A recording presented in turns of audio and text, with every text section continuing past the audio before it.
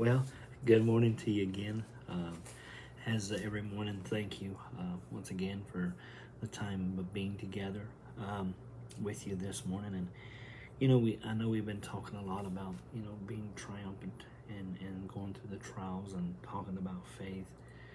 And so this morning I wanted to just kind of go back into Matthew's Gospel, chapter 4. And what I wanted to say to you is that when we gave our life to the Lord,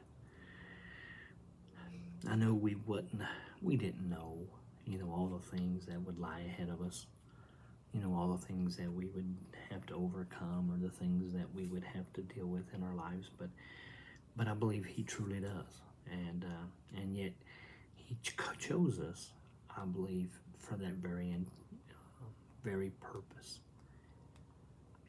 I believe He does to enable us to overcome things in our life that He knows that we can't within ourselves.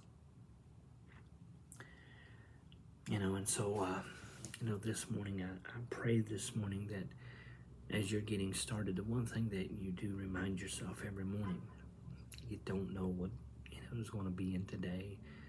You don't know what's going to take place, but you truly know who's there with you and that who will get you through. Their trials will come, fears and doubts from time to time, and a lot of those different things, fights. Some will win and some will lose. Momentarily, it's just a fight. It's not the war, But ultimately, they all lead up to one thing, and that's to us overcoming these things. And so as I was thinking this morning, Matthew's Gospel, chapter 4, and Jesus, here He comes. And it says in chapter 4, verse 18, and Jesus walking by the Sea of Galilee, He saw two brethren, Simon called Peter, and Andrew his brother, casting a net into the sea, for they were fishers. And that's the interesting thing. Not interesting, but, it's the thing, is that God just calls you right where you're at. He doesn't tell you to go get your act together. He doesn't tell you to go and do better at this or be better at that or be eloquent at this and be eloquent at that. He just says, come, and knowing everything, And we've read and we know that Simon definitely was a handful from time to time. But he knew these things, And that's the thing I want to say to you this morning, trusting in God this morning, just like these guys. Now, when He tells them to come follow Him, they just do, not knowing what tomorrow holds. And when these young men would follow, like, He becomes responsible for everything for them, their provisions and everything that they have to have, housing and yet they don't take a thought of this. It's like, how do you? And then you think about you sometime. How many times when you were going through the emotions and dealing with, do you surrender your life or not? Did you think about everything? We try to weigh it all out. It's like, how can I do this? Can I do that? I don't know. And then finally, ultimately, you just give in to it. You don't give in to the weight of it. You give in to the faith of it. The faith that He is who He says He is. And He'll do exactly what He says He'll do. And so this morning, that's the thing I want to just reiterate to you this morning. Don't let the trials or the fights, the struggles that you have cause you to ever give up the faith that you have. Not the faith in you or your strength or your resilience or the things that you're able to do or the things that you can do or the things that you'll go and do, but in Him. This morning and every morning in your life, there will be those things in life. There will be those fights. There will be those conflicts. And you just got to know that He'll get you through but we just got to trust in him. And so when he takes these young men, and we read here between verses 18 and 22, how these men, they just left. They left their ships, they left their families, they left everything, and they just begin to just go and to just follow him. And then, I love that in Matthew, in the verse in chapter 5, it goes, and seeing the multitude, he went up into a mountain, and when he was set, and he was set, his disciples came unto him. Now here they come. And he opened his mouth and taught them, saying. Now, here's the thing. They chose to follow him, not knowing anything. And so now he begins to teach them the things that they got to follow in order to follow him. We don't get to just follow anything. We don't get to follow what we think is right. We don't get to follow what we think that feels the best or what we think is going to have the best outcome. That's not what we get. The trial is in this right here. The trial is in, are we going to follow this, or are we going to stray and try to create our own? And he says to him, blessed are the poor in spirit, for theirs is the kingdom of heaven.